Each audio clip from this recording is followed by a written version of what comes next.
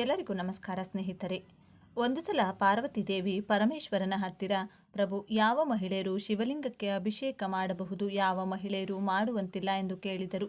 ಆಗ ಪರಮೇಶ್ವರ ದೇವಿ ಮೊದಲಿಗೆ ಶಿವಲಿಂಗಕ್ಕೆ ಅಭಿಷೇಕ ಮಾಡುವಾಗ ಅನುಸರಿಸಬೇಕಾದ ಕೆಲವು ನಿಯಮಗಳ ಬಗ್ಗೆ ತಿಳಿದುಕೊಳ್ಳಬೇಕು. ಈ 3 ರೀತಿಯ ಮಹಿಳೆಯರು ಎಂದೂ ಕೂಡ ಶಿವಲಿಂಗವನ್ನು ಮುಟ್ಟುವುದಾಗಲಿ ಶಿವಲಿಂಗಕ್ಕೆ ಅಭಿಷೇಕ ಮಾಡುವುದಾಗಲಿ ಮಾಡಬಾರದು. ಆ ಮಹಿಳೆಯರು ಶಿವಲಿಂಗವನ್ನು ಮುಟ್ಟುವುದಾಗಲಿ ಅಥವಾ ಶಿವಲಿಂಗಕ್ಕೆ ಅಭಿಷೇಕ ಮಾಡುವುದಾಗಲಿ ಮಾಡಿದರೆ ಪುಣ್ಯದ ಬದಲಾಗಿ ಪಾಪವನ್ನು ಮೂಟೆ ಕಟ್ಟಿಕೊಳ್ತಾರೆ. ಅವರ ಕುಟುಂಬವೇ ಸರ್ವನಾಶವಾಗುತ್ತದೆ. ಇದಕ್ಕೆ ಸಂಬಂಧಿಸಿದಂತಹ ಒಂದು ಕತೆ ಹೇಳ್ತೇನೆ ಕೇಳು ಎಂದು ಹೇಳಿ ಕತೆ ಹೇಳಲು ಶುರು ಮಾಡಿದರು. ಆ ಕತೆ ಕೇಳೋಕ್ಕೂ ಮುಂಚೆ ನೀವಿನ್ನು ನಮ್ಮ ಚಾನಲ್ನ ಸಬ್ಸ್ಕ್ರೈಬ್ ಮಾಡ್ಕೊಂಡಿಲ್ಲ ಅಂದರೆ ಈಗಲೇ ಸಬ್ಸ್ಕ್ರೈಬ್ ಮಾಡ್ಕೊಳ್ಳಿ. ಹಾಗೆ ಈ ವಿಡಿಯೋ ಇಷ್ಟ ಆದರೆ ಮರೆಯದೆ ಒಂದು ಲೈಕ್ ಕೊಡಿ. ವಿಡಿಯೋ ಸ್ಕಿಪ್ ಮಾಡದೆ ಕೊನೆ ತನಕ ನೋಡಿ. ಪೂರ್ವದಲ್ಲಿ ಒಂದು ಗ್ರಾಮದಲ್ಲಿ ಸುಖದೇವ ಎಂಬ ಒಬ್ಬ ಯುವಕನಿದ್ದ. ಅವನು ವೇದಗಳು ಹಾಗೂ ಪುರಾಣಗಳನ್ನು ತಿಳಿದುಕೊಂಡಿದ್ದ. ಅವನಿಗೆ ದೈವಭಕ್ತಿ ಜಾಸ್ತಿ ಇತ್ತು. ಪ್ರತಿದಿನ ಎಷ್ಟೋ ಶ್ರದ್ಧಾಭಕ್ತಿಯಿಂದ ದಿನ ಕಳೆಯುತ್ತಿದ್ದ. ಅದೇ ಊರಿನಲ್ಲಿ ಸುಧರ್ಮ ಎಂಬ ಒಬ್ಬ ಬ್ರಾಹ್ಮಣ ಇದ್ದ. ಅವನಿಗೆ ಸುಮತಿ ಎಂಬ ಸುಂದರವಾದ ಮಗಳಿದ್ದಳು. ಅವಳು ಪರಮೇಶ್ವರನ ಪರಮ ಭಕ್ತಿ. ಪ್ರತಿದಿನ ಕಾರ್ತಿಕ ಮಾಸದಲ್ಲಿ ವ್ರತ ಮಾಡುತ್ತಾ ಶಿವಲಿಂಗಕ್ಕೆ ಅಭಿಷೇಕ ಮಾಡುತ್ತಿದ್ದಳು. ಸುಮತಿಗಾಗಿ ಸುಧರ್ಮ ಒಳ್ಳೆಯ ವರನಿಗಾಗಿ ಹುಡುಕಾಡುತ್ತಿದ್ದ. ಆಗ ಸುಧರ್ಮನ ಹೆಂಡತಿ ಸುಖದೇವನ ಬಗ್ಗೆ ಗಂಡನಿಗೆ ಹೇಳಿದಳು. ಸುಖದೇವನಂತ ಒಳ್ಳೆಯ ಯುವಕನೊಂದಿಗೆ ನಮ್ಮ ಮಗಳ ಮದುವೆ ಮಾಡಿದರೆ ಅವಳು ತುಂಬ ಸಂತೋಷವಾಗಿರುತ್ತಾಳೆ ಎಂದಳು. ಅವನ ಹೆಂಡತಿಯ ಮಾತುಗಳನ್ನು ಸುಧರ್ಮ ಕೂಡ ಒಪ್ಪಿಕೊಂಡ. ಇದೇ ವಿಷಯ ಮಾತನಾಡಲು ಸುಖದೇವನ ಮನೆಗೆ ಸುಧರ್ಮ ಹೋದ. ಆ ಸಮಯದಲ್ಲಿ ಸುಖದೇವ ತಂದೆ ತಾಯಿಯ ಸೇವೆ ಮಾಡುತ್ತಿದ್ದ. ಸುಖದೇವನ ತಂದೆ ತಾಯಿ ಸುಧರ್ಮನನ್ನ ಗೌರವಪೂರ್ವಕವಾಗಿ ಮನೆಯೊಳಗೆ ಕರೆದರು. ತಂದೆ ತಾಯಿಯ ಸೇವೆ ಮಾಡುತ್ತಿದ್ದ ಸುಖದೇವನನ್ನು ನೋಡಿ ಸುಧರ್ಮ ಕೂಡ ಸಂತೋಷಿಸಿದ. ಇಂತಹ ಸಂಸ್ಕಾರವುಳ್ಳ ಯುವಕನೊಂದಿಗೆ ಮಗಳ ಮದುವೆ ಮಾಡಿದರೆ ಅವಳು ಜೀವನ ಪರ್ಯಂತ ಸುಖವಾಗಿರುತ್ತಾಳೆ ಎಂದು ಸುಧರ್ಮನಿಗೆ ಅರ್ಥವಾಯಿತು. ಸುಖದೇವ ಸುಧರ್ಮನಿಗೆ ನಮಸ್ಕರಿಸಿ ಬಂದ. ಕಾರಣವನ್ನ ಕೇಳಿದ. ಅದಕ್ಕೆ ಸುಧರ್ಮ ಏನು ಮಾತನಾಡದೆ ಅವನ ಮನೆಯೆಲ್ಲ ನೋಡಲು ಶುರು ಮಾಡಿದ. ಆ ಮನೆ ಎಷ್ಟೋ ಪವಿತ್ರವಾಗಿ ಪರಿಶುದ್ಧವಾಗಿ ಕಾಣಿಸುತ್ತಿತ್ತು.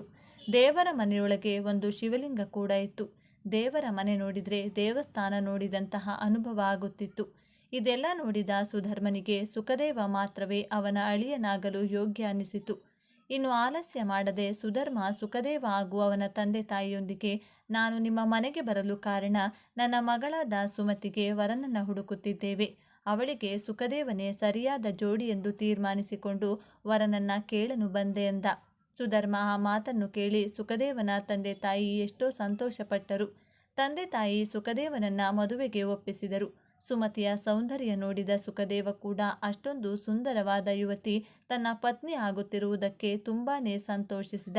ಗುರುಹಿರಿಯರ ಸಮ್ಮಕ್ಷದಲ್ಲಿ ಆಡಂಬರವಾಗಿ ಇಬ್ಬರ ಮದುವೆ ನಡೆಯಿತು. ಸುಮತಿ ಅತ್ತೆಯ ಮನೆಗೆ ಕಾಲಿಟ್ಟಲು. ಗಂಡನ ಮನೆಯಲ್ಲಿ ಎಷ್ಟೋ ಸುಖ ಸಂತೋಷದಿಂದ ಬದುಕುತ್ತಿದ್ದಳು. ಸುಮತಿಗೆ ಒಳ್ಳೆಯ ಪತಿವ್ರತೆ ಹಾಗೂ ಗೃಹಿಣಿಗೆ ಇರಬೇಕಾದಂತಹ ಎಲ್ಲ ಗುಣಲಕ್ಷಣಗಳಿತ್ತು. ಅವಳು ಮನೆಯನ್ನ ಅಚ್ಚುಕಟ್ಟಾಗಿ ನೋಡಿಕೊಳ್ಳುತ್ತಿದ್ದಳು. ಅತ್ತೆ ಮಾವನನ್ನ ಗೌರವಿಸುತ್ತಿದ್ದಳು. ಗಂಡನನ್ನ ಪ್ರೀತಿಸುತ್ತಿದ್ದಳು. ಪರಪುರುಷರನ್ನ ಕಣ್ಣೆತ್ತಿಯೂ ಕೂಡ ನೋಡುತ್ತಿರಲಿಲ್ಲ. ಎಲ್ಲವನ್ನೂ ಅಷ್ಟೊಂದು ಅಚ್ಚುಕಟ್ಟಾಗಿ ಮಾಡುತ್ತಿದ್ದ ಸುಮತಿಯ ಮನೆಯಲ್ಲಿ ಮಹಾಲಕ್ಷ್ಮಿ ಕೂಡ ಸ್ಥಿರವಾಗಿ ನೆಲೆಸಿದಳು. ಯಾವ ಮಹಿಳೆ ಸತ್ಯ, ಧರ್ಮ, ನ್ಯಾಯ, ನೀತಿ, ಶುಚಿ, ಶುಭ್ರತೆ, ತಾಳ್ಮೆಯಿಂದ ಇರುತ್ತಾಳೋ ಆ ಹೆಣ್ಣಿರುವ ಮನೆಯಲ್ಲಿ ಮಹಾಲಕ್ಷ್ಮಿ ಇರಲು ಇಷ್ಟಪಡುತ್ತಾಳೆ. ಆ ರೀತಿ ಎಷ್ಟೋ ಸಂತೋಷವಾಗಿದ್ದಂತಹ ಮನೆ ಸುಮತಿ ಮಾಡಿದ ಚಿಕ್ಕ ತಪ್ಪಿನಿಂದ ನಾಶವಾಯಿತು. ಕಡುಬಡತನದ ಅನುಭವಿಸಬೇಕಾಯಿತು. ಅವಳು ಮಾಡಿದ ತಪ್ಪೇನೆಂದರೆ ಶ್ರಾವಣ ಮಾಸದ ಮೊದಲನೇ ದಿನ ಅಮಾವಾಸ್ಯೆಯಿಂದ ಶುರುವಾಗಿತ್ತು. ಆ ದಿನದಂದು ಸುಮತಿ ತಿಳಿಯದೆ ಹೆಚ್ಚಾಗಿ ಈರುಳ್ಳಿ ಬಳಸಿ ಅಡುಗೆ ತಯಾರಿಸಿದಳು. ಅದರ ಜೊತೆ ಸೈಂಧವ ಲವಣವನ್ನು ಕೂಡ ಬಳಸಿದಳು. ಅಡುಗೆ ತುಂಬ ರುಚಿಯಾಗಿದ್ದರಿಂದ ಮನೆಯವರೆಲ್ಲ ಸ್ವಲ್ಪ ಹೆಚ್ಚಾಗಿಯೇ ಊಟ ತಿಂದರು. ಮಾರನೇ ದಿನ ಬೆಳಿಗ್ಗೆ ಕೂಡ ರಾತ್ರಿ ಉಳಿದ ಊಟವನ್ನು ಸುಮತಿ ಹಾಗೂ ಸುಖದೇವ ತಿಂದರು. ಅತಿ ಹೆಚ್ಚು ಈರುಳ್ಳಿ ಸೇವಿಸಿದ್ದರಿಂದ ಅವರಲ್ಲಿ ಕಾಮಭಾವನೆ ಹೆಚ್ಚಾಯಿತು. ಸುಮತಿ ಹಾಗೂ ಸುಖದೇವ ಆ ದಿನ ಬೆಳಿಗ್ಗೆ ಶಾರೀರಿಕವಾಗಿ ಒಂದಾದರು. ಅದರ ನಂತರ ಎಂದಿನಂತೆ ಸುಮತಿ ಶಿವಲಿಂಗಕ್ಕೆ ಅಭಿಷೇಕ ಮಾಡಿ ಪೂಜೆ ಮಾಡಿದಳು. ಸುಮತಿ ಪ್ರತಿದಿನ ಸ್ನಾನ ಮಾಡಿಕೊಂಡು ಶ್ರದ್ಧಾಭಕ್ತಿಯಿಂದ ಶಿವನ ಪೂಜೆ ಮಾಡುತ್ತಿದ್ದಳು. ಆದರೆ ಆ ದಿನ ಸ್ನಾನ ಮಾಡಿದ ನಂತರ ಗಂಡನೊಂದಿಗೆ ಸಂತೋಷವಾಗಿ ಕಳೆದ ಸುಮತಿ ಮತ್ತೆ ಸ್ನಾನ ಮಾಡಿಕೊಂಡರೆ ಎಲ್ಲಿ ಅತ್ತೆ ಮಾವನಿಗೆ ಅನುಮಾನ ಬರುತ್ತದೋ, ಅವರು ಎಲ್ಲಿ ತಪ್ಪು ತಿಳಿದುಕೊಳ್ಳುತ್ತಾರೋ, ಇನ್ನು ಪೂಜೆ ಯಾಕೆ ಮಾಡಿಲ್ಲ ಎಂದು ಅತ್ತೆ ಕೇಳುವ ಮುಂಚೆ ಪೂಜೆ ಮುಗಿಸಬೇಕು ಎಂದುಕೊಂಡು ಓಡೋಡಿ ಹೋಗಿ ಗಬಗಬನೆ ಒಂದು ಚೂರು ಶ್ರದ್ಧಾಭಕ್ತಿ ಇಲ್ಲದೆ ಶಿವಲಿಂಗಕ್ಕೆ ಅಭಿಷೇಕ ಮಾಡಿ ಬೇಗನೆ ವಿಭೂತಿ ಹಚ್ಚಿ ಕುಂಕುಮ ಇಟ್ಟು ಪೂಜೆ ಮಾಡಿ ಮುಗಿಸಿದಳು. ಮೈಲಿಗೆ ಆಗಿದ್ದ ಸುಮತಿ ಪೂಜೆ ಮಾಡಿದ್ದರಿಂದ ಕೋಪಗೊಂಡ ಪರಮೇಶ್ವರ ಆ ಮನೆ ಬಿಟ್ಟು ಹೊರಟು ಹೋದರು. ಸುಮತಿಯ ಅತ್ತೆ ಮಾವ ತೀರ್ಥಯಾತ್ರೆಗೆಂದು ಹೋದರು. ಇನ್ನು ಮನೆಯಲ್ಲಿ ದೊಡ್ಡವರು ಹೇಳುವವರು ಕೇಳುವವರು ಯಾರೂ ಇಲ್ಲದೆ ಸುಮತಿ ನಿಧಾನವಾಗಿ ಅವಳ ಆಚಾರ ವಿಚಾರಗಳನ್ನು ಮರೆತು ಹೋದಳು. ಅವಳು ಮನಸ್ಸಿನಲ್ಲಿ ಯಾವಾಗಲೂ ಶೃಂಗಾರದ ಆಲೋಚನೆಗಳೇ ತುಂಬಿಕೊಂಡಿತ್ತು. ದಿನನಿತ್ಯದ ಕಾರ್ಯಕ್ರಮಗಳು ಮರೆತು ಹೋಗಿ ಹೊತ್ತುಗೊತ್ತು ಇಲ್ಲದಂತೆ ಗಂಡನೊಂದಿಗೆ ಸರಸ ಸಲ್ಲಾಪದಲ್ಲಿ ತೊಡಗಿಕೊಂಡಳು. ಅವಳು ಮಾಡುತ್ತಿರುವ ಅಡುಗೆಗಳಲ್ಲೂ ಕೂಡ ಈರುಳ್ಳಿ, ಬೆಳ್ಳುಳ್ಳಿ, ಉಪ್ಪು, ಖಾರ ಹೆಚ್ಚಾಗಿದ್ದರಿಂದ ಸುಖದೇವನು ಕೂಡ ಎಲ್ಲ ಆಚಾರ ವಿಚಾರಗಳನ್ನು ಮರೆತು ಹೋಗಿ ಇದೇ ಕೆಲಸದಲ್ಲಿ ಮುಳುಗಿ ಹೋದ. ಒಂದು ದಿನ ಸುಮತಿ ಹಾಗೂ ಸುಖದೇವ ಋತುಸ್ರಾವದ ಸಮಯದಲ್ಲೂ ಕೂಡ ಶಾರೀರಿಕವಾಗಿ ಒಂದಾದರು. ಇದರಿಂದ ಅವರ ದೇಹದೊಳಗೆ ಪಾಪ ಪ್ರವೇಶ ಮಾಡಿತು. ಅದುವರೆಗೂ ಅವರಿಬ್ಬರೂ ಮಾಡಿದಂತಹ ಪೂಜೆಗಳು, ಹಬ್ಬಗಳು, ವ್ರತಗಳು ಫಲಿಸದಂತೆ ಆಚಾರ ವಿಚಾರಗಳು ಎಲ್ಲವೂ ಕೂಡ ನಾಶವಾಯಿತು. ಋತುಸ್ರಾವದ ಸಮಯದಲ್ಲಿ ಹೆಣ್ಣಿನ ಮೈಯೊಳಗೆ ಬ್ರಹ್ಮ ಹತ್ಯೆ ಪಾತಕ ಎಂಬ ಪಾಪವಾಸ ಮಾಡುತ್ತದೆ. ಆ ಸಮಯದಲ್ಲಿ ಆಕೆಯ ಜೊತೆ ಯಾವ ಪುರುಷ ಶಾರೀರಿಕ ಸಂಬಂಧ ಇಟ್ಟುಕೊಳ್ತಾನೋ ಆ ಪಾಪ ಅವನ ಮೈಯೊಳಗೆ ಪ್ರವೇಶ ಮಾಡುತ್ತದೆ. ಇತ್ತ ಸುಖದೇವನ ಮೈಯೊಳಗೂ ಕೂಡ ಬ್ರಹ್ಮ ಹತ್ಯೆ ಪಾತಕ ಸೇರಿಕೊಂಡಿತ್ತು. ಆ ಪಾಪದ ಕಾರಣದಿಂದ ಸುಖದೇವನಿಗೆ ಕುಷ್ಠರೋಗ ಆವರಿಸಿತು. ಅವನ ಮೈಯಿಂದ ರಕ್ತ, ಕೀವು ಸುರಿಯಲಾರಂಭಿಸಿತು. ತೀರ್ಥಯಾತ್ರೆ ಮುಗಿಸಿಕೊಂಡು ಸುಖದೇವನ ತಂದೆ ತಾಯಿ ಮನೆಗೆ ಬಂದರು. ಆ ಮನೆ ವಾತಾವರಣ, ಸುಮತಿಯ ನಡವಳಿಕೆ, ಮಗನ ರೋಗ ಎಲ್ಲವನ್ನೂ ಗಮನಿಸಿದ ಸುಖದೇವನ ತಾಯಿಗೆ ವಿಷಯ ಅರ್ಥವಾಯಿತು.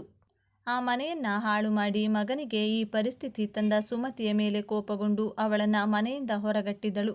ಅದುವರೆಗೂ ಆ ಮನೆಯೇ ಪ್ರಪಂಚ, ಗಂಡನೇ ದೇವರು ಅಂದುಕೊಂಡಿದ್ದ ಸುಮತಿಗೆ ಎಲ್ಲಿ ಹೋಗುವುದೆಂದು ಅರ್ಥವಾಗಲಿಲ್ಲ.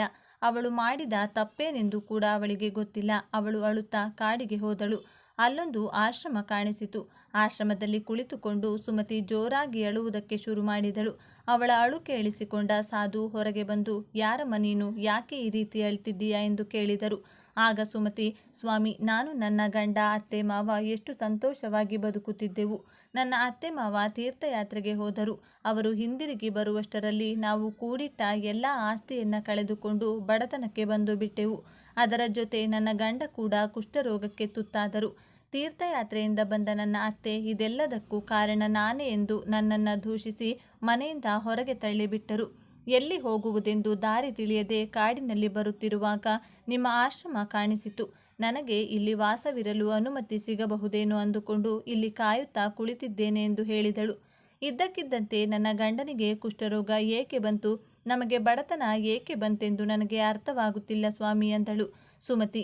ಆಗ ಸಾಧು ದಿವ್ಯ ದೃಷ್ಟಿಯಿಂದ ನೋಡಿ ನಡೆದ ಎಲ್ಲ ವಿಷಯಗಳನ್ನು ಅರ್ಥ ಮಾಡಿಕೊಂಡು, ನೋಡಮ್ಮ ಸುಮತಿ, ಗಂಡನೊಂದಿಗೆ ಶಾರೀರಿಕವಾಗಿ ಒಂದಾಗುವುದು ಗೃಹಿಣಿಯ ಕರ್ತವ್ಯ. ಆದರೆ ಅದಕ್ಕೊಂದು ಹೊತ್ತು ಗೊತ್ತು ಇರುತ್ತದೆ. ಗಂಡನೊಂದಿಗೆ ಶಾರೀರಿಕವಾಗಿ ರಾತ್ರಿ ಮಾತ್ರವೇ ಇರಬೇಕು. ಸೂರ್ಯ ಬಂದ ನಂತರ ಇರಬಾರದು. ಹಾಗೆ ಸಂಜೆ ಲಕ್ಷ್ಮಿ ಬರುವ ಸಮಯದಲ್ಲೂ ಕೂಡ ಶಾರೀರಿಕವಾಗಿ ಒಂದಾಗಬಾರದು. ಮುಖ್ಯವಾಗಿ ಋತುಸ್ರಾವದ ಸಮಯದಲ್ಲಿ ಯಾರನ್ನು ಕೂಡ ಮುಟ್ಟಬಾರದು.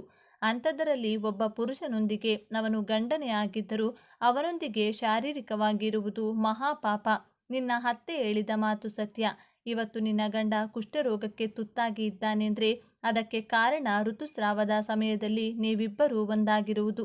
ಹಾಗೆ ನಿನ್ನ ಬಡತನಕ್ಕೆ ಕಾರಣ ಕೂಡ ನೀವಿಬ್ಬರೂ ಹೊತ್ತುಗೊತ್ತು ಇಲ್ಲದಂತೆ ಮಾಡಿದಂತಹ ಸಂಸಾರ. ಮತ್ತೆ ನಿಮ್ಮ ಸ್ಥಿತಿ ಬದಲಾಗಲು ತುಂಬ ಕಾಲ ಹಿಡಿಯುತ್ತದೆ. ದೇವರು ಮನಸ್ಸು ಮಾಡಿ ಆದಷ್ಟು ಬೇಗನೆ ಕರಗುವುದಿಲ್ಲ. ನೀನು ಈ ಆಶ್ರಮದಲ್ಲಿರಲು ನಾನು ಅನುಮತಿ ಕೊಡುತ್ತಿದ್ದೇನೆ. ಆದರೆ ಪ್ರತಿದಿನ ನೀನು ಬೆಳಿಗ್ಗೆ ಎದ್ದ ತಕ್ಷಣ ತಲೆ ಸ್ನಾನ ಮಾಡಿಕೊಂಡು ಶಿವನಿಗೆ ಭಕ್ತಿಯಿಂದ ಅಭಿಷೇಕ ಮಾಡುತ್ತಾ ಅವರ ಬಳಿ ಕ್ಷಮೆ ಕೇಳುತ್ತಿರಬೇಕು. ಯಾವ ರೀತಿಯಾದ ಘೋರ ಪಾಪಗಳನ್ನು ಮಾಡಿದರೂ ಪರಮೇಶ್ವರ ಭಕ್ತಿಯಿಂದ ಅವರಿಗೆ ಕೈಜೋಡಿಸಿ ನಮಸ್ಕರಿಸಿದರೆ ಅವರನ್ನು ಕ್ಷಮಿಸಿ ಬಿಡುತ್ತಾರೆ. ಹಾಗಾಗಿ ನೀನು ಮಾಡಿರುವ ಪಾಪಗಳಿಗೆ ಪ್ರಾಯಶ್ಚಿತವಾಗಿ 1 ವರ್ಷದ ಕಾಲ ಶಿವನಿಗೆ ಪ್ರತಿದಿನ ಶ್ರದ್ಧಾಭಕ್ತಿಯಿಂದ ಅಭಿಷೇಕ ಮಾಡುತ್ತಿರುವಂದರು ಸಾಧು. ಸಾಧು ಅವರು ಹೇಳಿದ ಪ್ರಕಾರ ಸುಮತಿ ಪ್ರತಿದಿನ ಎದ್ದ ತಕ್ಷಣ ಸ್ನಾನ ಮಾಡಿಕೊಂಡು ಮಡಿಬಟ್ಟೆಯಲ್ಲೇ ಶಿವನಿಗೆ ನೀರಿನಿಂದ ಅಭಿಷೇಕ ಮಾಡಿ ಬಿಲ್ವ ಪತ್ರೆಗಳಿಂದ ಅರ್ಚನೆ ಮಾಡುತ್ತಿದ್ದಳು. ಅದರ ನಂತರ ಆಶ್ರಮದಲ್ಲಿರುವ ಹಸುಗಳಿಗೆ ಸ್ನಾನ ಮಾಡಿಸಿ ಹುಲ್ಲು ಹಾಕುತ್ತಾ ಅವುಗಳಿಗೂ ಪೂಜೆ ಮಾಡುತ್ತಿದ್ದಳು. ಇದೇ ರೀತಿ 1 ವರ್ಷ ಮುಗಿದು ಹೋಯಿತು. ಅದುವರೆಗೂ ಪರಮೇಶ್ವರ ಕೂಡ ಅವಳನ್ನು ಪರೀಕ್ಷಿಸುತ್ತಿದ್ದರು. ಸುಮತಿಯಲ್ಲಿ ಉಂಟಾದ ಬದಲಾವಣೆಗಳನ್ನು ಗಮನಿಸಿದ ಸಾಧು ಒಂದು ದಿನ ಸುಮತಿಯನ್ನು ಕರೆದು, ಮಗಳೇ ಸುಮತಿ, ನಿನಗೆ ಕೆಲವು ವಿಚಾರಗಳನ್ನು ಹೇಳುತ್ತೇನೆ ಕೇಳು.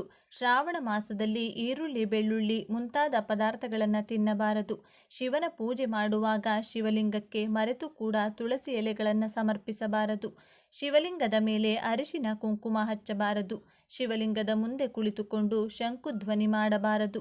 ಈ ಎಲ್ಲ ನಿಯಮಗಳನ್ನು ಅನುಸರಿಸುತ್ತಾ ನೀನು ಸೋಮವಾರಗಳಂದು ವ್ರತ ಆಚರಿಸಿದರೆ ನೀನು ಮಾಡಿದ ಎಲ್ಲ ಪಾಪಗಳು ಹೊರಟು ಹೋಗುತ್ತದೆ ಅಂದರು ಸಾಧು. 1-2 ದಿನಗಳಲ್ಲಿ ಶ್ರಾವಣ ಮಾಸ ಕೂಡ ಬಂದು ಬಿಟ್ಟಿತು. ಸಾಧುವಿನ ಮಾತಿನ ಪ್ರಕಾರ ಸುಮತಿ ಸೋಮವಾರ ವ್ರತ ಶುರು ಮಾಡಿದಳು. 16 ಸೋಮವಾರಗಳು ಮಾಡಿದಳು. ಆದರೂ ಕೂಡ ಅವಳ ಜೀವನದಲ್ಲಿ ಯಾವುದೇ ಬದಲಾವಣೆ ಕಾಣಿಸದಿದ್ದಾಗ ಮನನೊಂದ ಸುಮತಿ ಆತ್ಮಹತ್ಯೆ ಮಾಡಿಕೊಳ್ಳಲು ತೀರ್ಮಾನಿಸಿಕೊಂಡಳು. ಅಲ್ಲೇ ಇರುವ ಶಿವಾಲಯದ ಪಕ್ಕದಲ್ಲಿರುವ ನದಿಯೊಳಗೆ ಸುಮತಿ ಹಾರಿದಳು. ಆಗಲೇ ಒಂದು ಚಮತ್ಕಾರ ನಡೆಯಿತು. ಸುಮತಿ ನೀರಿನಲ್ಲಿ ಬಿದ್ದ ಹೂವಿನಂತೆ ಹೊರಗೆ ತೇಲಿ ಬಂದಳು. ಅವಳ ಮುಂದೆ ಸಾಕ್ಷಾತ್ ಪರಮೇಶ್ವರ ಪ್ರತ್ಯಕ್ಷವಾದರು. ಅವಳ ಮುಂದೆ ನಿಂತಿರುವ ಶಿವನನ್ನು ನೋಡಿ ಸುಮತಿಗೆ ಅದು ಕನಸೋ ನನಸೋ ಅರ್ಥವಾಗಲಿಲ್ಲ. ಎಷ್ಟೋ ಭಕ್ತಿಯಿಂದ ಅವರಿಗೆ ನಮಸ್ಕಾರ ಮಾಡಿ ಅವಳಿಗೆ ಬಂದ ಎಲ್ಲ ಕೀರ್ತನೆಗಳು, ಭಜನೆಗಳು, ಶ್ಲೋಕಗಳನ್ನು ಹಾಡಿದಳು. ಸ್ವಾಮಿ, ನಾನು ತಿಳಿಯದೆ ಮಾಡಿರುವ ಎಲ್ಲ ಪಾಪಗಳಿಂದ ನನ್ನನ್ನು ವಿಮುಕ್ತಿ ಕಲುಗಿಸಿ ಎಂದು ಬೇಡಿಕೊಂಡಳು. ಆಗ ಪರಮೇಶ್ವರ, ಸುಮತಿ, ನೀನು ತಿಳಿಯದೆ ದೊಡ್ಡ ಪಾಪವನ್ನು ಮಾಡಿಬಿಟ್ಟೆ. ಶ್ರಾವಣ ಮಾಸದಲ್ಲಿ ಮಾಂಸಾಹಾರಕ್ಕೆ ಸಮಾನವಾದ ಈರುಳ್ಳಿ, ಬೆಳ್ಳುಳ್ಳಿ ತಿನ್ನುವುದು ಮಾತ್ರವಲ್ಲದೆ ಆ ಅಡುಗೆಯನ್ನು ಮಾರನೇ ದಿನ ಕೂಡ ಇಟ್ಕೊಂಡು ಹಲಸಿದ ಪದಾರ್ಥಗಳನ್ನು ದಂಪತಿಗಳು ತಿಂದಿದ್ದೀರಿ. ಆ ಕಾರಣದಿಂದಾಗಿ ನಿಮ್ಮೊಳಗೆ ಕಾಮಸಿಕ ಭಾವನೆ ಹೆಚ್ಚಾಯಿತು.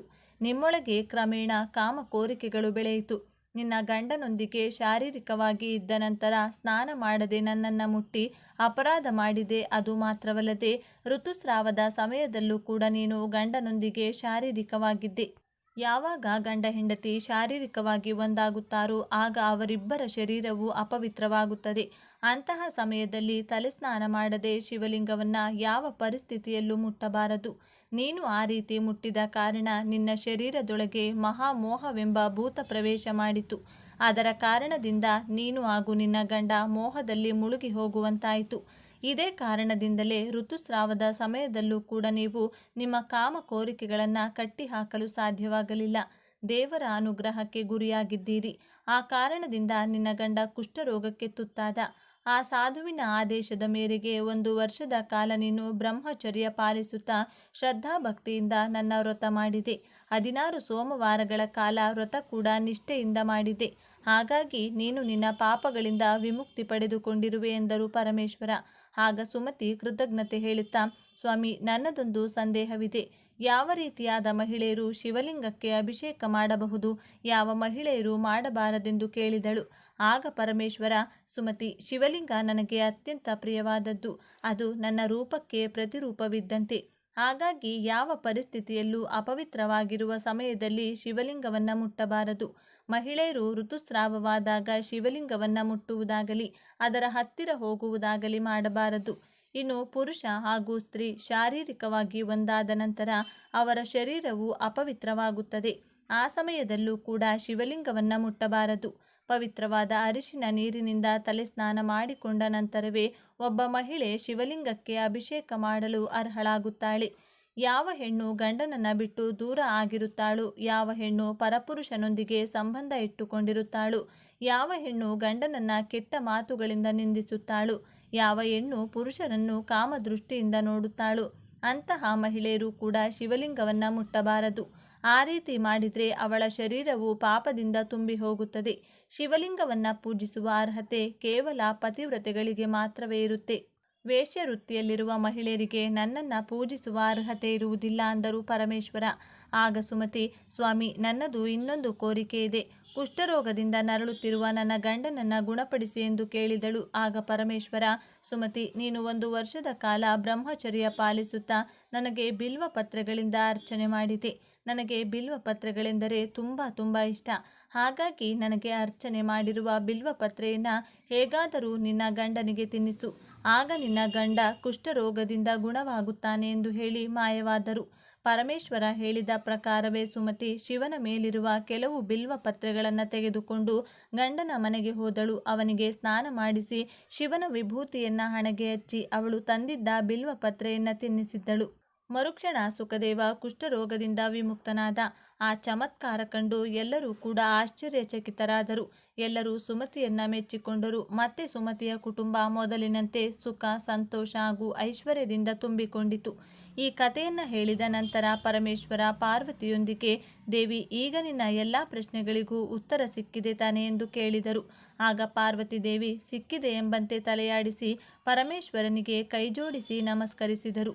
ಈ ವಿಡಿಯೋ ನಿಮಗೆ ಇಷ್ಟ ಆದರೆ ಲೈಕ್ ಮಾಡಿ, ಶೇರ್ ಮಾಡಿ, ತಪ್ಪದೆ ನಮ್ಮ ಚಾನಲ್ನ ಸಬ್ಸ್ಕ್ರೈಬ್ ಮಾಡಿಕೊಳ್ಳಿ. ಎಲ್ಲರೂ ಭಕ್ತಿಯಿಂದ ಓಂ ನಮಃ ಶಿವಾಯ ಅಂತ ಕಮೆಂಟ್ ಮಾಡಿ. ಧನ್ಯವಾದಗಳು. ಈ ದಿನ ತುಳಸಿ ಗಿಡದ ಬುಡದಲ್ಲಿ ಈ ವಸ್ತುವನ್ನು ಬಚ್ಚಿಟ್ರೆ ಅಖಂಡ ಐಶ್ವರ್ಯ ನಿಮ್ಮದಾಗುತ್ತದೆ. ಮನೆಗೆ ಲಕ್ಷ್ಮೀನಾರಾಯಣರ ಅನುಗ್ರಹದಿಂದ ದೈವ ಎಲೆಗಳ ಚಮತ್ಕಾರ ಆಗಿ ನಿಮಗಿರುವ ಸಾಲದ ಸಮಸ್ಯೆ, ಹಣದ ಕಷ್ಟ, ಮಾನಸಿಕ ಅಶಾಂತಿ, ನಿರುದ್ಯೋಗ, ನಷ್ಟ, ಕಷ್ಟಗಳು ದೂರವಾಗಲು ಯಾವ ಪರಿಹಾರವನ್ನು ಪಾಲಿಸಬೇಕು, ಮನಸ್ಸಿನ ಕೋರಿಕೆಗಳು ನೆರವೇರಲು ಯಾವ ವಿಧಿವಿಧಾನಗಳನ್ನು ಅನುಸರಿಸಬೇಕೆಂದು ಇವತ್ತಿನ ವಿಡಿಯೋದಲ್ಲಿ ಸಂಪೂರ್ಣವಾಗಿ ತಿಳಿಸಿಕೊಡ್ತೀವಿ. ಬನ್ನಿ. ಈ ದಿನ ಈ ಕೆಲಸಗಳನ್ನು ಮಾಡಿದರೆ ಸರ್ವ ವಿಧವಾದ ಪಾಪಕರ್ಮಗಳು ಕಳೆದು ಪಿತೃಗಳ ಕೃಪೆಗೆ ಪಾತ್ರರಾಗಬಹುದು.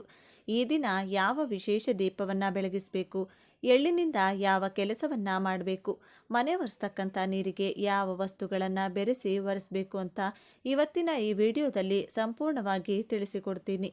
ಅದಕ್ಕೂ ಮುನ್ನ ನೀವಿನ್ನು ಚಾನಲ್ಗೆ ಸಬ್ಸ್ಕ್ರೈಬ್ ಆಗಿಲ್ಲ ಅಂದರೆ ಈಗಲೇ ಸಬ್ಸ್ಕ್ರೈಬ್ ಆಗಿ, ಹಾಗೆ ವಿಡಿಯೋಗೆ ಲೈಕ್ ಮಾಡಿ, ವಿಡಿಯೋ ಸ್ಕಿಪ್ ಮಾಡದೆ ಕೊನೆ ತನಕ ನೋಡಿ. ಎಲ್ಲರೂ ಭಕ್ತಿಯಿಂದ ಓಂ ಶ್ರೀ ಮಹಾಲಕ್ಷ್ಮಿ ನಮಃ ಅಂತ ಕಮೆಂಟ್ ಮಾಡಿ. ಈ ದಿನದಂದು ಪವಿತ್ರ ನದಿಗಳಲ್ಲಿ ಸಾಕ್ಷಾತ್ ಗಂಗಾ ಮಾತೆ ಹಾಗೂ ವರುಣ ದೇವರು, ಮುಕ್ಕೋಟಿ ದೇವಾನುದೇವತೆಗಳ ಸಾನ್ನಿಧ್ಯವಿರುತ್ತದೆ. ಈ ದಿನದಂದು ಎಳ್ಳನ್ನು ಬಳಸಿಕೊಂಡು ತರ್ಪಣ ನೀಡಿದರೆ ಪಿತೃಗಳ ಅನುಗ್ರಹದಿಂದ 21 ವಿಧವಾದ ಪಿತೃದೋಷಗಳು, ಪಿತೃಶಾಪಗಳು ದೂರವಾಗಿ ಪಿತೃಗಳ ಕೃಪೆ ಇಡೀ ಕುಟುಂಬಕ್ಕೆ, ನಿಮ್ಮ ವಂಶಕ್ಕೆ ಪ್ರಾಪ್ತಿಯಾಗುತ್ತದೆ. ಯಾರಾದರೂ ಸರಿ ನಿಮ್ಮ ಪಿತೃಗಳ ಹೆಸರನ್ನು ಹೇಳುತ್ತಾ ನಿಮ್ಮ ಹೆಬ್ಬೆರಳು ಹಾಗೂ ತೋರು ಬೆರಳುಗಳ ಮಧ್ಯೆ ನೀರಿಗೆ ಎಳ್ಳನ್ನು ಬೆರೆಸಿ ಆ ನೀರು ದಕ್ಷಿಣ ದಿಕ್ಕಿಗೆ ಹರಿಯುವ ಹಾಗೆ ತರ್ಪಣವನ್ನು ನೀಡಬೇಕು. ಪಿತೃಗಳ ಕೃಪೆ ಇಲ್ಲವೆಂದರೆ ನಾನಾ ಕಷ್ಟಗಳನ್ನು ಅನುಭವಿಸಬೇಕಾಗುತ್ತದೆ. ಸಾಮಾನ್ಯವಾಗಿ ಈ ದಿನ ಪಿತೃಗಳ ಸ್ಮರಣೆಯನ್ನು ಮಾಡಿಕೊಳ್ಬೇಕು. ಈ ದಿನ ಪಿತೃಗಳ ಕಾರ್ಯ ಸ್ಮರಣೆಯನ್ನು ಮಾಡಿದರೆ ಅದು ಎಂಥದ್ದೇ ಪಿತೃದೋಷ, ಪಿತೃಶಾಪಗಳಿದ್ದರೂ ಸುಲಭವಾಗಿ ದೂರವಾಗಿ ಪಿತೃಗಳ ಸಂಪೂರ್ಣ ಅನುಗ್ರಹ ಇಡೀ ಕುಟುಂಬಕ್ಕೆ ಪ್ರಾಪ್ತಿಯಾಗುತ್ತದೆ. ಈ ದಿನದ ಆರಂಭದಲ್ಲಿ ಸ್ನಾನ ಮಾಡುವಾಗ ತಪ್ಪದೆ ಸ್ನಾನದ ನೀರಿಗೆ 4 ತುಳಸಿ ದಳಗಳನ್ನು ಹಾಕಿಕೊಂಡು ಸ್ನಾನವನ್ನು ಮಾಡಿದರೆ ಲಕ್ಷ್ಮಿಯ ಅನುಗ್ರಹ ಸುಲಭವಾಗಿ ಪ್ರಾಪ್ತಿಯಾಗಿ ಆ ದಿನವೆಲ್ಲ ನೀವು ಮಾಡುವಂತಹ ಕೆಲಸದಲ್ಲಿ ಲಕ್ಷ್ಮೀನಾರಾಯಣರ ಅನುಗ್ರಹದಿಂದ ಕಾರ್ಯಜಯ ಉಂಟಾಗುತ್ತದೆ. ದೇಹದಲ್ಲಿ ವಿಶೇಷ ಚೈತನ್ಯ ಉಂಟಾಗುತ್ತದೆ. ಸ್ನಾನ ಆದ ನಂತರ ತುಳಸಿ ಗಿಡದ ಸ್ವಲ್ಪ ಮಣ್ಣನ್ನು ತೆಗೆದುಕೊಂಡು ಆ ಮಣ್ಣಿಗೆ ಸ್ವಲ್ಪ ಹಸಿ ಹಾಲು ಹಾಗೂ ಗಂಧವನ್ನು ಬೆರೆಸಿ ಹಣೆಗೆ ತಿಲಕವಾಗಿಟ್ಟುಕೊಂಡು ನಂತರ ಮನೆಯಿಂದ ಹೊರಗೆ ಹೋಗಬೇಕು. ಇದರಿಂದ ಲಕ್ಷ್ಮೀದೇವಿಯ ಅನುಗ್ರಹ ಪ್ರಾಪ್ತಿಯಾಗುತ್ತದೆ.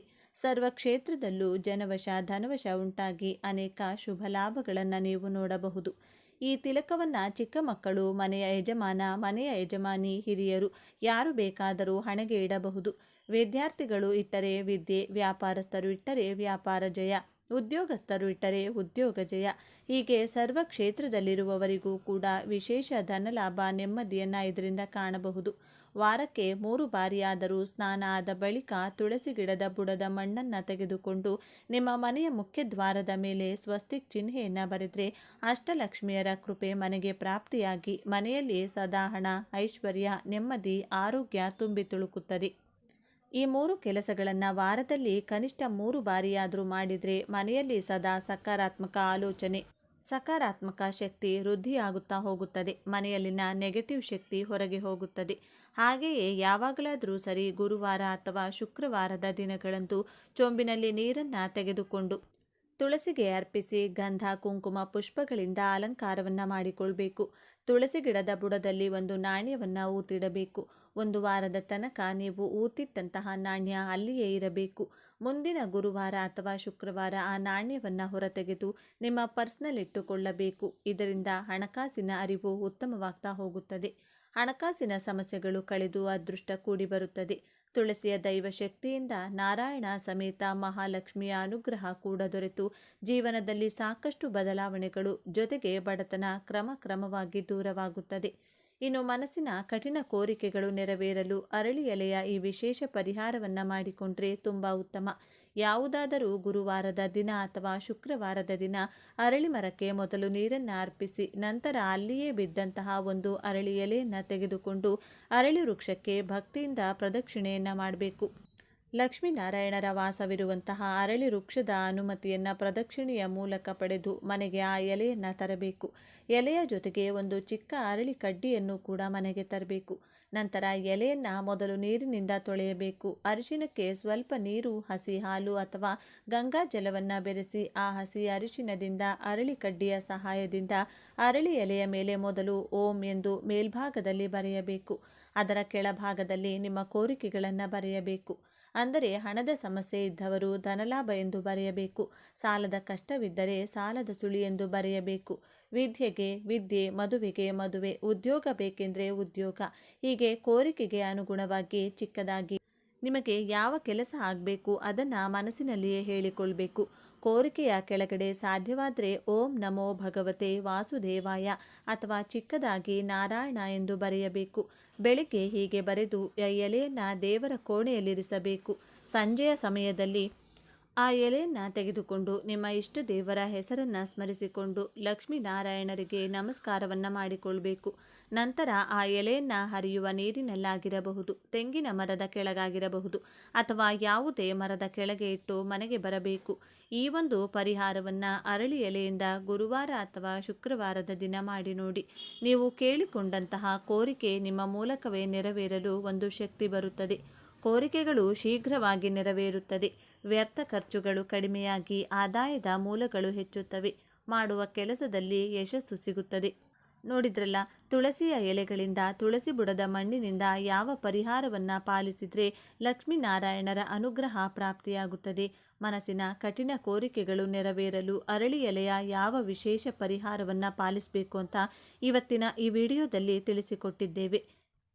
ಇನ್ನು ಈ ದಿನ ದೇವಾಲಯದಲ್ಲಿ ಇರುವಂತಹ ಅರಳಿ ವೃಕ್ಷದ ಮುಂದೆ ಜಲದಿಂದ ಶುಚಿ ಮಾಡಿ ಅಕ್ಕಿ ಹಿಟ್ಟಿನಿಂದ ಚಿಕ್ಕ ರಂಗೋಲಿಯನ್ನು ಬರೆದು ಅದರ ಮೇಲೆ ಒಂದು ದೊಡ್ಡ ಮಣ್ಣಿನ ದೀಪವನ್ನು ಇಟ್ಟು ಸಾಸಿವೆ ಎಣ್ಣೆಯನ್ನು ಹಾಕಿ 2 ಬತ್ತಿಗಳನ್ನು ಒಂದು ಬತ್ತಿಯಾಗಿ ಮಾಡಿ ಅದೇ ರೀತಿ 12 ಬತ್ತಿಗಳನ್ನು ಬಿಡಿ ಬಿಡಿಯಾಗಿ ಕೂರಿಸಿ ದೀಪಾರಾಧನೆಯನ್ನು ಮಾಡಬೇಕು. ಇದರಿಂದಲೂ ಕೂಡ ಜಾತಕ ದೋಷಗಳು, ಪಿತೃದೋಷಗಳು ಬಹಳ ಸುಲಭವಾಗಿ ದೂರವಾಗುತ್ತದೆ.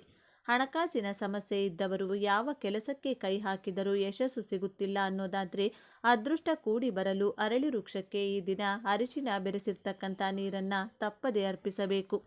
ಇದರಿಂದ ಯಾವುದೇ ಅಡೆತಡೆಗಳಿದ್ದರೂ ದೂರವಾಗಿ ಎಲ್ಲ ಕೆಲಸದಲ್ಲೂ ಲಾಭ ಹಾಗೂ ಅದೃಷ್ಟ ಕೂಡಿ ಬರುತ್ತದೆ. ಈ ದಿನ ಸ್ವಯಂ ಪಾಕ ದಾನ ನೀಡಿ ಬ್ರಾಹ್ಮಣರಿಗೆ, ಅವಶ್ಯಕತೆ ಇದ್ದವರಿಗೆ ಒಂದು ದಿನಕ್ಕಾಗುವ ಅಡುಗೆ ಪದಾರ್ಥಗಳು ಅಥವಾ ಒಂದು ಹೊತ್ತಿನ ಊಟಕ್ಕಾಗುವಂತಹ ಅಡುಗೆ ಸಾಮಗ್ರಿಗಳನ್ನು ನೀಡಬೇಕು. ಅಕ್ಕಿ, ಬೇಳೆ, ತರಕಾರಿ, ಉಪ್ಪು, ಎಣ್ಣೆ, ಸೊಪ್ಪು, ಹಣ್ಣುಗಳು ಹೀಗೆ ಅಡುಗೆ ಸಾಮಗ್ರಿಗಳನ್ನು ದಕ್ಷಿಣೆ ಸಮೇತ ನೀಡಿದರೆ ತುಂಬ ಉತ್ತಮ. ಈ ದಿನ ಗೋಮಾತೆಗೆ ಪಿತೃಗಳ ಹೆಸರನ್ನು ಹೇಳಿಕೊಂಡು ಕುಟುಂಬದಲ್ಲಿ ಯಾರಾದರೂ ಒಬ್ಬರಾದರೂ ಸರಿ ಹಸಿರು ಹುಲ್ಲನ್ನು ತಿನ್ನಿಸಬೇಕು. ಇದರಿಂದ ಇಡೀ ಕುಟುಂಬಕ್ಕೆ ಅದೃಷ್ಟ ಕೂಡಿ ಬರುತ್ತದೆ, ಪಿತೃದೋಷ ದೂರವಾಗುತ್ತದೆ. ಈ ದಿನ ದುರ್ಗಾದೇವಿಯ ದರ್ಶನ ಹಾಗೂ ಪಂಚಮುಖಿ ಆಂಜನೇಯ ಸ್ವಾಮಿಯ ದರ್ಶನವನ್ನು ಮರೆಯದೆ ಮಾಡಿ. ಇದರಿಂದ ಸಕಲ ಶತ್ರು ಬಾಧೆಗಳು ದೂರವಾಗುತ್ತವೆ. ಕಠಿಣ ಕಷ್ಟಗಳಿಂದ ಸುಲಭವಾಗಿ ಹೊರಬರಬಹುದು. ಬೆಳಿಗ್ಗೆ ಸಂಜೆ 2 ಸಮಯದಲ್ಲೂ ವಿಷ್ಣು ಸಹಸ್ರನಾಮ ಹಾಗೂ ಲಕ್ಷ್ಮಿ ಅಷ್ಟೋತ್ತರ ಪಾರಾಯಣವನ್ನು ಮಾಡಿ. ಮನೆ ಒರೆಸುವಂತಹ ನೀರಿಗೆ ಆಲಂ ಅಥವಾ ಸ್ಫಟಿಕವನ್ನು ಪುಡಿ ಮಾಡಿ ಆ ನೀರಿಗೆ ಬೆರೆಸಿ ಆ ನೀರಿನಿಂದ ವಿಶೇಷವಾಗಿ ಮನೆಯನ್ನು ಒರೆಸಿ. ಇದರಿಂದ ಮನೆಗೆ ಆಗಿರುವಂಥ ದೃಷ್ಟಿ, ನಕಾರಾತ್ಮಕ ಶಕ್ತಿಗಳು ದೂರವಾಗುತ್ತದೆ. ಈ ದಿನ ಅತಿ ಮುಖ್ಯವಾಗಿ ಕನಿಷ್ಠ 11 ಜನಕ್ಕೆ ಅನ್ನದಾನವನ್ನು ಮಾಡಿ, ಅವಶ್ಯಕತೆ ಇದ್ದವರಿಗೆ ಕಂಬಳಿಯ ದಾನ ಮಾಡಿ. ಇದರಿಂದ ವಿಶೇಷ ಪುಣ್ಯ ಫಲಗಳು ಪ್ರಾಪ್ತಿಯಾಗುತ್ತದೆ. ಈ ದಿನ ಬೆಳಿಗ್ಗೆ ಅಥವಾ ಸಂಜೆ ಈ ವಿಧವಾಗಿ ಮನೆಯಲ್ಲಿ ಧೂಪವನ್ನು ಹಾಕಿದರೆ ದುಷ್ಟಶಕ್ತಿಗಳು, ಮಾಟಮಂತ್ರದ ಕಾಟ, ಶತ್ರುಗಳ ಅಸೂಯೆ ದೂರವಾಗುತ್ತದೆ. ಏನು ಮಾಡಬೇಕು? ಒಂದು ಚಿಕ್ಕ ತೆಂಗಿನಕಾಯಿಯ ಕಂಠವನ್ನು ಸುಟ್ಟು ಆ ಕೆಂಡಕ್ಕೆ ಬಿಳಿ ಮೆಣಸು ಕಾಳುಗಳನ್ನು ಸ್ವಲ್ಪ ಕಪ್ಪು ಹಿತ್ತಲು ಪುಡಿ ಮಾಡಿ ಒಂದು ಬಿರಿಯಾನಿ ಎಲೆ ಹಾಕಿ ಸುಡಬೇಕು. ಅದರ ಹೊಗೆಯನ್ನು ಮನೆಯ ಎಲ್ಲ ಮೂಲೆ ಮೂಲೆಗೂ ತೋರಿಸಬೇಕು. ಇದರಿಂದ ಮನೆಯಲ್ಲಿರುವಂತಹ ಎಲ್ಲ ದೃಷ್ಟಿ, ಕೆಟ್ಟ ಶಕ್ತಿಗಳು ದೂರವಾಗುತ್ತದೆ. ಮನೆಯ ಸದಸ್ಯರಿಗೆ ಇರುವಂತಹ ದುಃಖ, ಕಷ್ಟ, ಕಣ್ಣೀರು, ಅನಾರೋಗ್ಯದ ಸಮಸ್ಯೆಗಳು ಕೂಡ ದೂರವಾಗುತ್ತದೆ. ಈ ದಿನ ಮನೆಗೆ ಯಾರು ಬಂದರೂ ಕೂಡ ಅಥವಾ ಮನೆಯ ಮುಂದೆ ಯಾರು ಹಸಿವು ಅಂತ ಬಂದರೂ ಕೂಡ ಅವರನ್ನು ಖಾಲಿ ಕೈನಲ್ಲಿ ಕಳಿಸಬಾರದು. ಆದಷ್ಟು ಈ ದಿನ ಅನ್ನದಾನವನ್ನು ಮಾಡಿ ಪುಣ್ಯ ಫಲವನ್ನು ನೀವು ಪಡೆಯಬಹುದು. ಈ ವಿಡಿಯೋ ನಿಮಗೆ ತಲುಪಿದ್ದು ಆಕಸ್ಮಿಕವಲ್ಲ. ಇದು ನಿಮ್ಮ ಇಷ್ಟ ದೇವರು ನಿಮಗೆ ನೀಡುತ್ತಿರುವ ಸ್ಪಷ್ಟ ಸಂದೇಶ. ಈ ಅದ್ಭುತ ಸಮಯವನ್ನು ಸದುಪಯೋಗಪಡಿಸಿಕೊಳ್ಳಿ. ನಿಮ್ಮ ಜೀವನದ ಹೊಸ ಅಧ್ಯಾಯ ತಯಾರಾಗಿದೆ. ನಿಮ್ಮ ನಂಬಿಕೆಯ ಸಂಕೇತವಾಗಿ ನಿಮ್ಮ ಜೀವನ ಬದಲಾಗಬೇಕು ಎನ್ನುವ ಸಂಕಲ್ಪದೊಂದಿಗೆ ತಪ್ಪದೆ ನಿಮ್ಮ ಕುಲದೇವರ ಅಥವಾ ನಿಮ್ಮ ಇಷ್ಟ ದೇವರ ಹೆಸರನ್ನು ಕಮೆಂಟ್ ಮಾಡಿ ಅಥವಾ ಜೈ ಶನಿದೇವ ಎಂದು ಬರೆಯಿರಿ. ಆ ಭಗವಂತನು ನಿಮ್ಮನ್ನು ಸದಾ ಕಾಪಾಡಲಿ. ಸರ್ವೇ ಜನ ಸುಖಿನೋ ಭವಂತು. ಇದೇ ತರಹದ ಜ್ಯೋತಿಷ್ಯಕ್ಕೆ ಸಂಬಂಧಪಟ್ಟಂಥ ವಿಡಿಯೋ ನೋಡಲು ನಮ್ಮ ಚಾನಲ್ಗೆ ಸಬ್ಸ್ಕ್ರೈಬ್ ಆಗಿ.